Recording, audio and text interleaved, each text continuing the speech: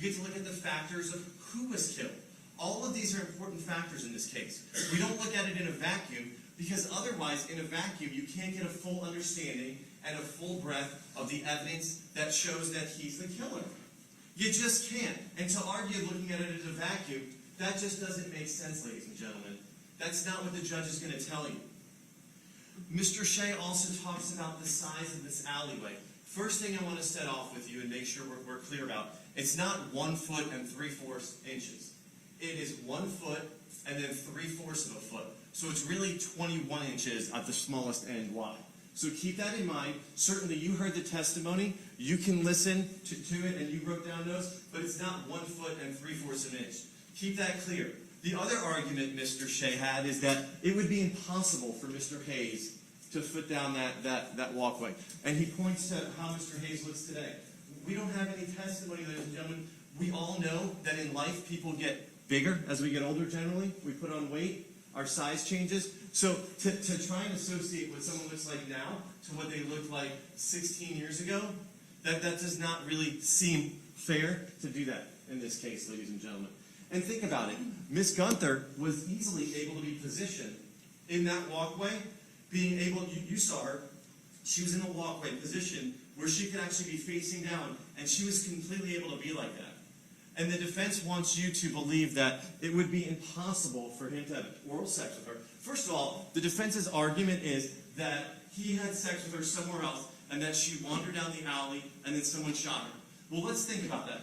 How was she found? Naked, right? No clothes on? So the defense's argument is that she had oral sex with him some other time, and then she goes down this alley. I guess she's wandering around the neighborhood naked, which people normally do that and no one notices, right, ladies and gentlemen? Does that make sense?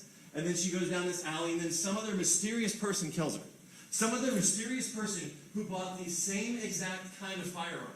And that's the thing we'll get to. Mr. Shea says that Omar Felix testified that 40 caliber gun, any 40 caliber gun or a lot of them could fire that bullet. That's not true, ladies and gentlemen. What did Omar Felix tell you? He told you there was only 2 types of guns that have 5 lands and grooves and a right twist. One was a pistol, right, which was the revolver, and the other one was an automatic gun. So the reason why the revolver was eliminated is because we have casings, right? The casings show that it was expelled, and they have ejection marks or marks on them showing it's expelled. So just keep that in mind when you're back there, ladies and gentlemen. There is not multiple guns that match up to that 40 caliber. There is one type of automatic gun. And guess what type of gun it is? Smith & Wesson 40 BE that he purchased 3 weeks before he killed Miss Gunther. So keep that in mind. Please do not be confused. And if you need to review your notes, you'll see exactly what Omar Felix said. Keep in mind that Miss Gunther, she was in that alleyway. Think about this. In that alleyway, her clothes are under her, right? And that's where the bullet is found. And the defense, and if you remember the pictures that we showed you, the bullet looked like it was almost like it fired into the shirt and was stuck there.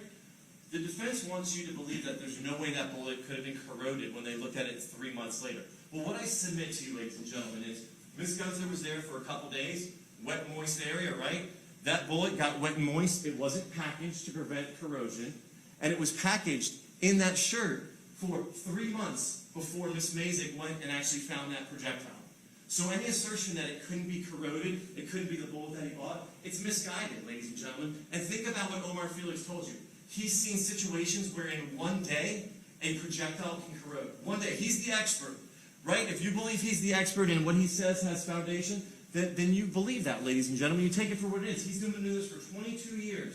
And he told you it could be a day, a week, 2 weeks. It could be any time limit. He's seen them all. So keep that in mind, ladies and gentlemen. And let's talk about the DNA in Miss Gunther's mouth. Slow down a little bit, okay? Yes, sir. Let's talk about the DNA in Miss Gunther's mouth. The defense said that there was stuff that said that it could be several days. What I submit with the testimony we heard is that in the vaginal cavity, it could be possibly up to 5 days, right? And then in oral, it was mostly up to 6 hours. And they had their expert, Candy Zuliker, come in. And did you hear any individualized cases where she said, I've worked cases with oral swabs and these profiles I got days later. No, what did she do? What did the person who got $24,000 to come in and testify for this defendant, what did she do? She hopped on and she Googled some articles. Okay? Is that an expert? Is that someone you're going to rely on? Or would you rely on someone like we have in this case? We have Emily Varan. 26 years that she's been doing this. And what does she tell you? In 26 years, she's never gotten a full oral profile. Never! First case in 26 years. Thousands of items worked. Think about that. And the reason is, and what does she tell you? She's an expert, and in her opinion, she told you that it was her belief that it was very recently deposited. And let's think about that. Let's get to the actual...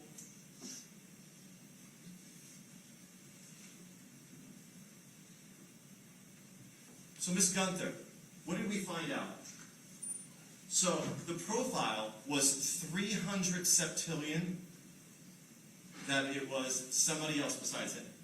Okay? So, this weekend I went on a math website to figure out what septillion is.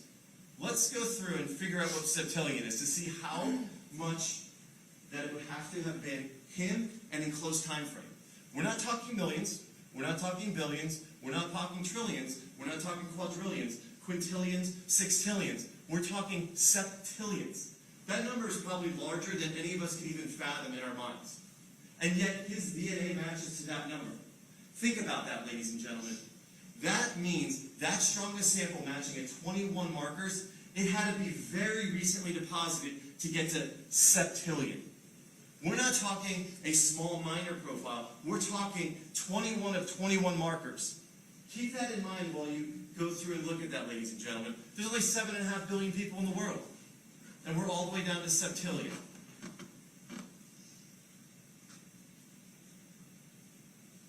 Let's talk about the swab for Ms. Patton. We're going to fast forward and talk about her for a moment. So, the defense wants you to believe that, first of all, the defense said that there's no way to time when Ms. Patton was killed. Well, I submit to you the evidence. You heard the testimony of two witnesses, Ms. Kiss, and then the Stevenson who worked with her. And what did they tell you? She left at 8 p.m. on February 23rd, right? And when was her body found? She was found at 1 p.m. on February 24th. So we have a very tight window, right? We have less than, 19 hours? Less than that. That's 16. I'll put it in my calculator, but I think it's 16 hours. But 16 hours, so we have a tight window. And what do we know about the DNA? Her DNA was in her vagina, right? And it was a match to this guy sitting right here, right? But what's really fascinating, and I'm not sure if any of y'all picked up on it when I was talking to the DNA analyst, and I asked her, do you remember right here, this is from Mrs. Patton's area, this is her clothing, and her underwear's there, and in her underwear, there was no foreign DNA to her. No foreign DNA to her. And this was the exchange, actually. I typed it out. Did you also have Miss Patton's underwear? Yes, I did. When you ran her underwear, did you not find a foreign DNA in her underwear? Correct. There was no DNA foreign to Miss Patton in her underwear. Now, think about this. Why is that important? The reason it's important is we know she wore her DNA. We know she wore her underwear there. We know it's her underwear because her DNA is in it. But there's no foreign DNA.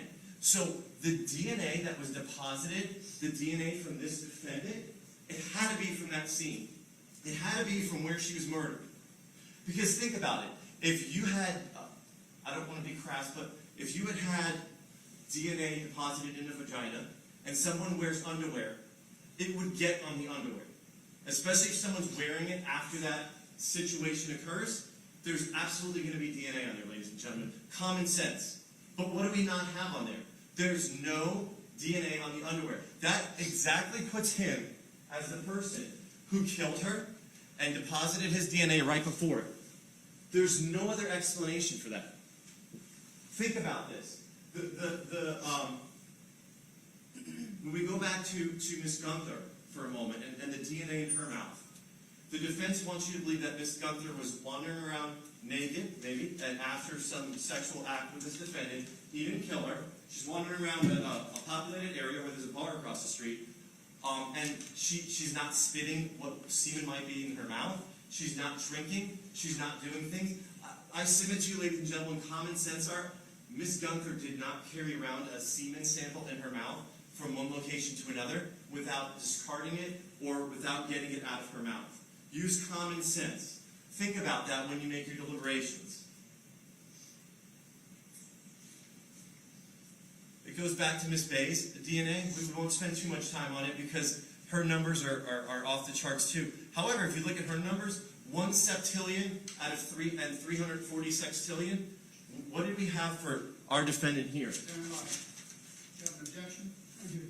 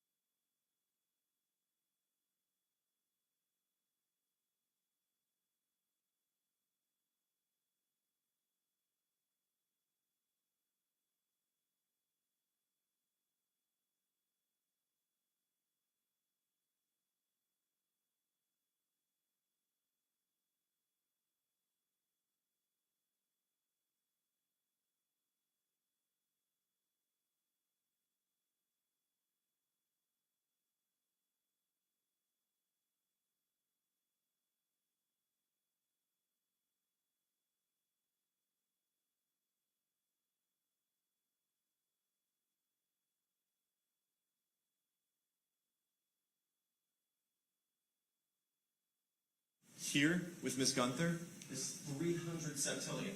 So it's almost more than, I would say, 275% more than we even have from Ms. Bey. And look what was in Ms. Bey's. That other one was her swab from her hand. And her vagina was 2 quadrillion. Remember that chart? Quadrillion. Then we have sextillion, then septillion. So even the DNA from down there, Miss Gunther's DNA was such a large amount in this case, which speaks to the fact that that was deposited absolutely right before she was killed. And you all get to use your common sense in the testimony about that. Let's go to Mr. Shea's argument a little more.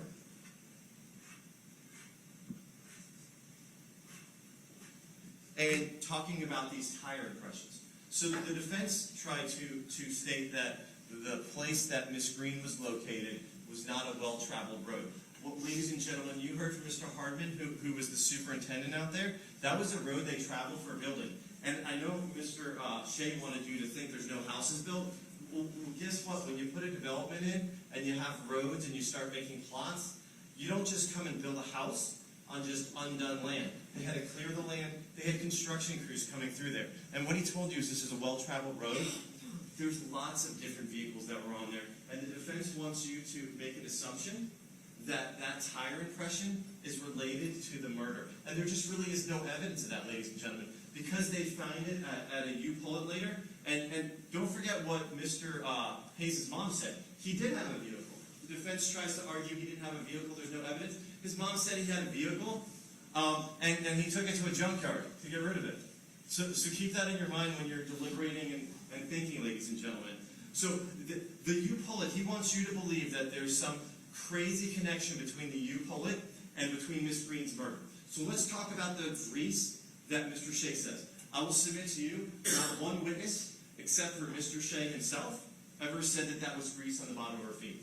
If you remember what Mr. Youngman said, Mr. Youngman said, it's dirt. right? And he's the one who actually was there right next to her looking at it, right? And then you remember Mr. Shea showed a picture. Couldn't it be grease? He's like, no, that looks like dirt, right? What did he say that there was? It looked like maybe some like Vaseline on there, but no grease, right? And then what did they do? The defense tries to say that it was a shoddy crime scene and they didn't send it off. What did they do? They took a sample of that Vaseline-like substance, sent it to FDLE, and they tested it. We had testimony of that. And it was negative for semen. That's the only testing they do. Remember when we talked in jury selection about CSI? Are you going to hold us to a bird that has an eye that was found in a location that we could track back to a specific tract of water? Well, the defense wants you to rely on, first of all, that it was grease on the bottom of her foot. There is no evidence, no testimony. Check your notes. You're not going to hear any evidence from someone who was right there that it was grease on her foot, right? And secondly, the FDLE just can't test that. They told you. We don't. You remember when I think it was Jillian White? They asked her. It wasn't Jillian White. I think it was maybe Emily Varan. We had asked her, and she said, "No, we don't have a way to test it. I tested it for semen. That's it. There's no other." So this assumption that you pull it as attached, it's like grasping at straws, ladies and gentlemen. Let's think about this. Counsel, can I have a slide one, please?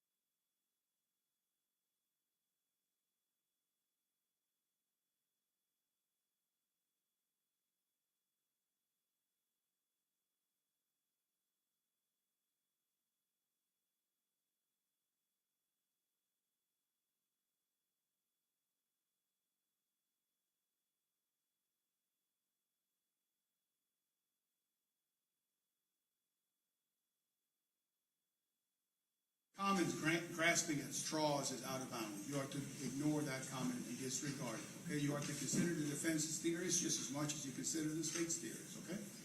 Proceed. Let's go back and talk about the U-Polar and why the defense is trying to take it, okay? Let's think about it, ladies and gentlemen. Defense is trying to say... the defense is trying to say that there was a search warrant done there and trying to infer that that was done for this case. Remember the testimony of Jack Bisley.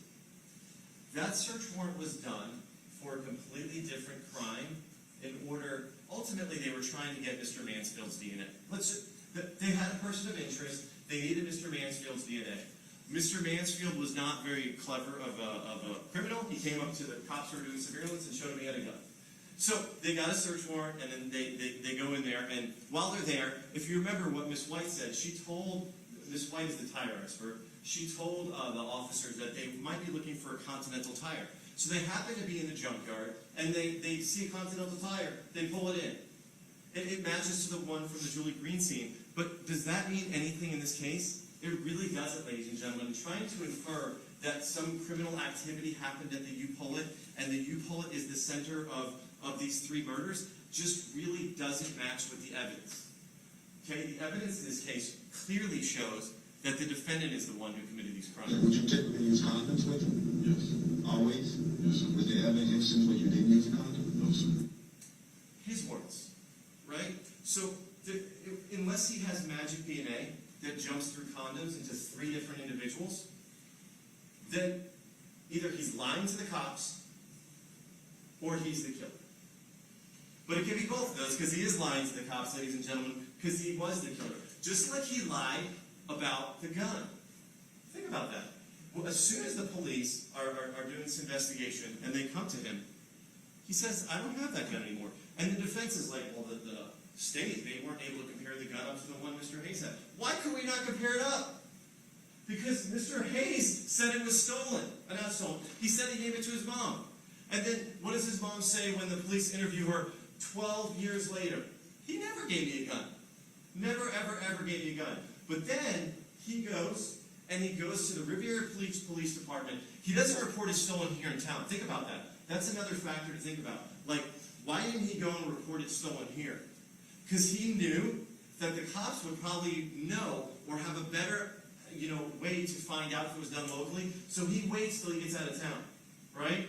And that's when he actually reports it. And when did this begin? Throughout your adult life, or is there a certain point when it started? So I got back here in Volusia County. So now when you were in Daytona, starting in roughly 2012. Once again, his words, ladies and gentlemen. The defense wants you to believe that he had some sexual encounter with Miss Gunther, Miss Green, and Miss Patton, because they were prostitutes and he services prostitutes, or he likes prostitutes. But he said right here, he never used a prostitute before 2012. And when was Miss Green, Miss Gunther, and Miss Patton killed? 2005, 2006. So he lied to them again because he knew that could get him in trouble. Stand by.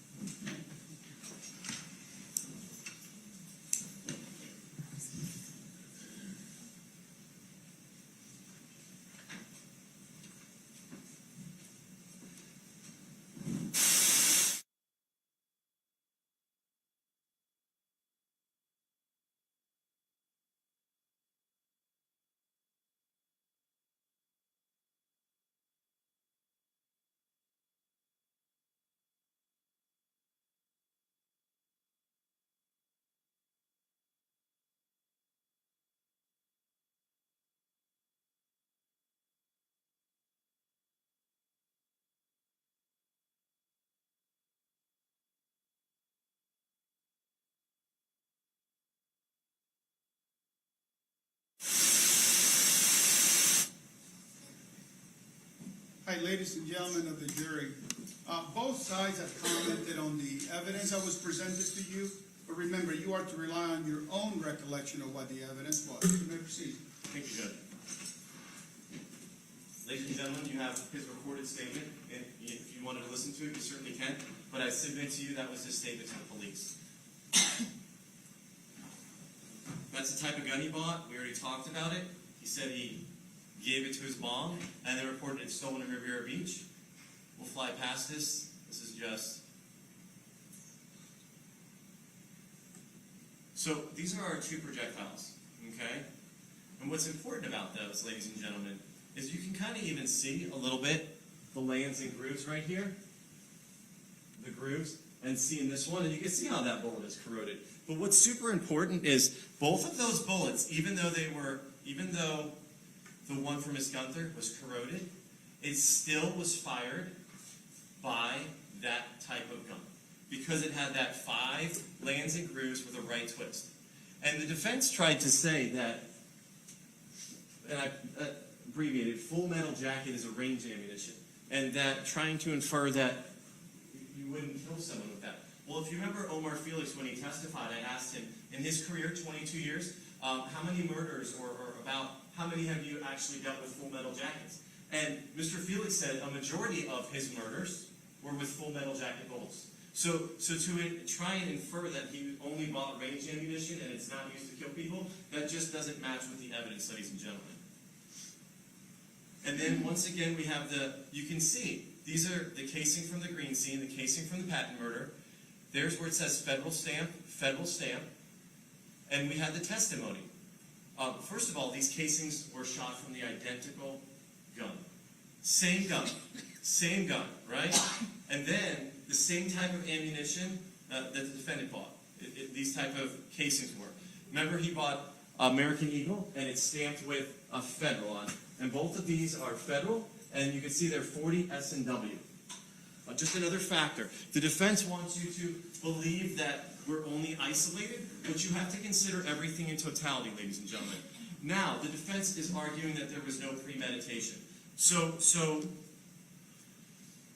And there has to be, we can't look at each murder individually to determine premeditation. But what can we look at for premeditation in this case?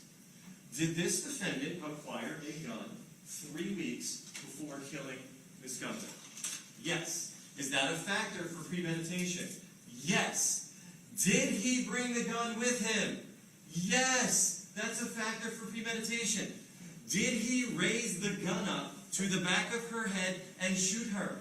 Yes. That's premeditation. That's reflecting on what you're doing. That's making a conscious decision. But he did that for Ms. Gunther, he did that for Ms. Green, and he did that for Ms. Patton. One time, maybe you could argue accidental shooting. I'm pulling it out of my pocket after experiencing this great sexual experience, and it goes off accidentally. But 3 times? You can't argue it's accidental 3 times. Those 3 times clearly show the premeditation. And any argument to the contrary doesn't make sense. The defense even said it was an execution style. Execution style infers that you're premeditating to kill someone, ladies and gentlemen. So really there is no question of premeditation in this case. There really isn't. The same person, this defendant sitting right here, killed 3 different women here in Daytona. Shot them all in the head. You don't accidentally do that. That's not just something that happens in some sort of fight. That is a premeditated thought to kill someone. When you go back and deliberate, you will probably have no question in your mind about the premeditation. Also, don't forget Ms. Bey was killed, right? And it was homicide. That's another factor.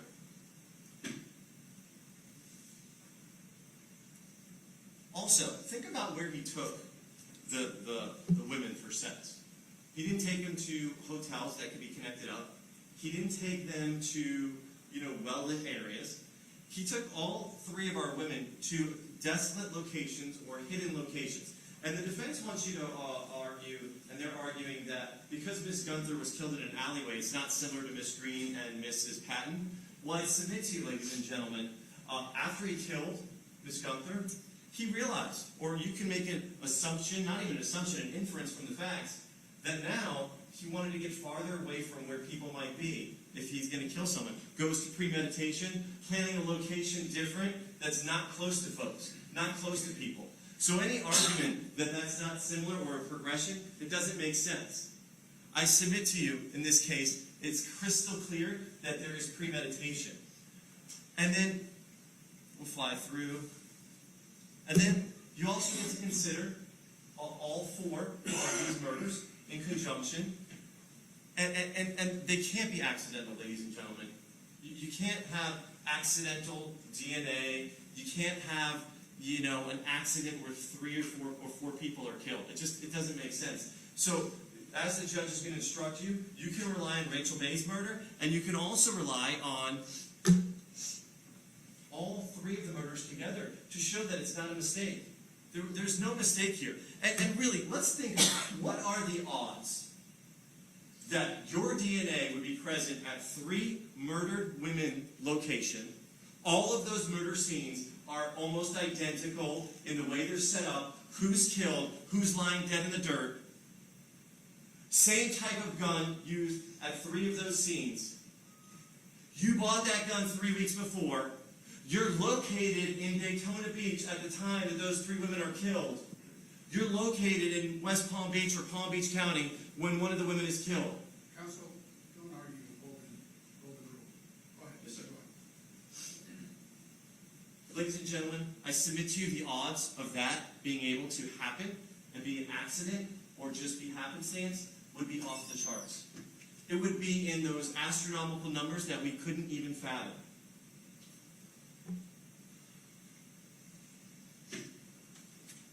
And I talked about opportunity. That's something else you get to utilize Ms. Bey's murder for, and the 3 other murders in conjunction. He was present here when the 3 women were killed. But guess what happened? We heard the testimony of Jack Bisley. And what did he tell us? He told us that after Ms. Patton was killed, there was no other similar murders. And guess who graduated in June of that year, in 2006, and headed back to Palm Beach for a little while? this defendant. So when he left the area, the murder stopped. That's a factor for you to consider, a factor for you to weigh.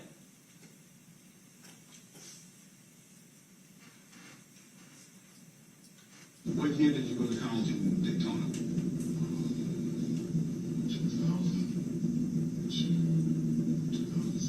2006. What about, We're going to fly past that. Ladies and gentlemen, the judge obviously is going to instruct you, and Mr. Urbanik talked about this. These are the elements that the state has to prove, nothing else. And obviously we know all the victims are dead. We obviously know number 3, that it is premeditated killing of all 3 of them, right? So the question is, who did it? And ladies and gentlemen, this case, from the onset, was like a little puzzle for the police, right? They had to go, and they had to put pieces together. But what's like with any puzzle? If you don't have all the pieces, you can't see what the puzzle's revealing. And in this case, they started having piece after piece.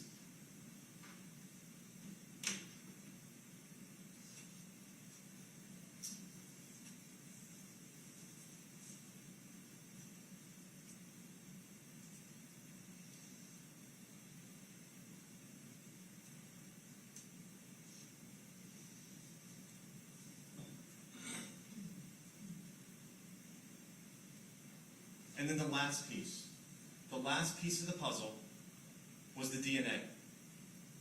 And once they had that, what did the puzzle reveal? The puzzle revealed that this guy, in this photograph, he's guilty of first-degree murder of Miss Gunther. He's guilty of first-degree murder of Miss Green. And he's guilty of first-degree murder of Miss Patton. And I submit to you, ladies and gentlemen, the state has proven, beyond and the exclusion of every reasonable doubt, that Robert Tyrone Hayes, sitting right here, is the murderer of those 3 women. And we ask you, when you go back, find him guilty. Thank you, ladies and gentlemen. Thank you.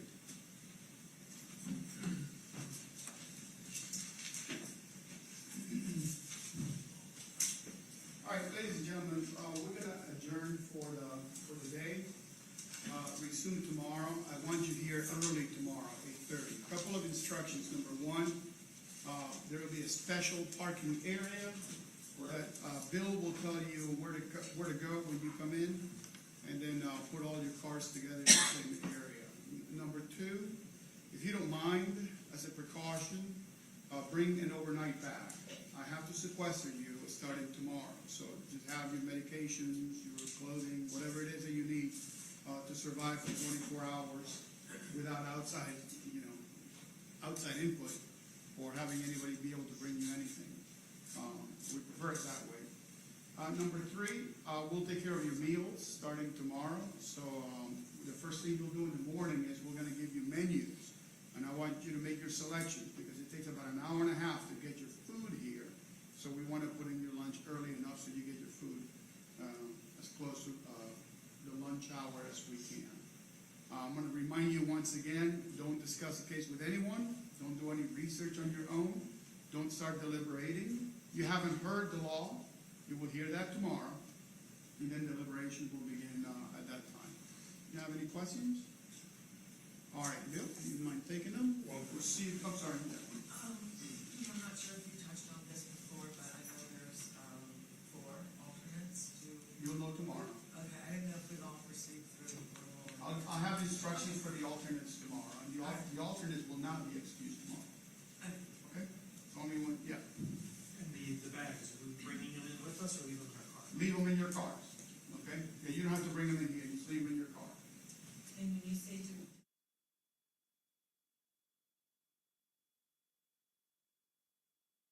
As far as where to park the vehicle. The sheriff's office is going to have a portion of the parking lot roped off for you guys. Okay?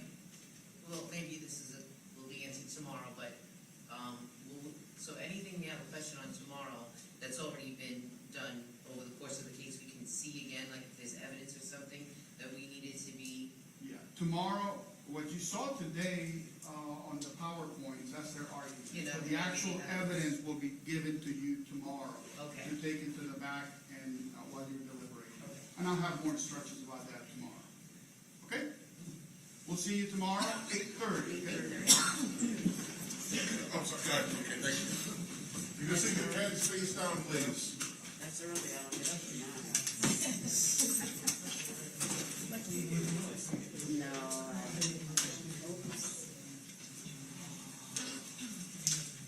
I'll be back tomorrow, I'm a little busy.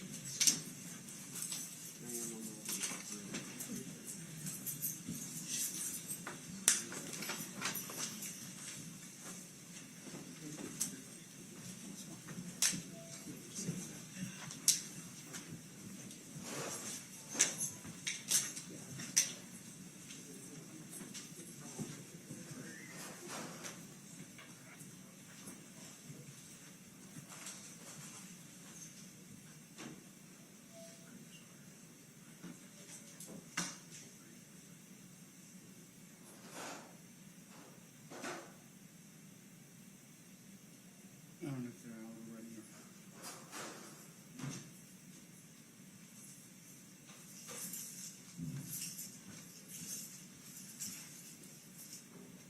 Can you start that camera right over there? Do you know how to do it? Hopefully. It's on the.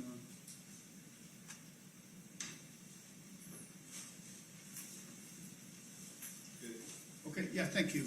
All right, the jury is out. We'll resume tomorrow at, be here at 8:30. Hopefully, we can get them deliberating right by 9 a.m., okay? All right, anything else? Your Honor, is this JAC technical matter that you can't not do this case, it just. You want to wait till tomorrow? Okay, all right, so we will be adjourned until 8:30 tomorrow morning. Thank you all.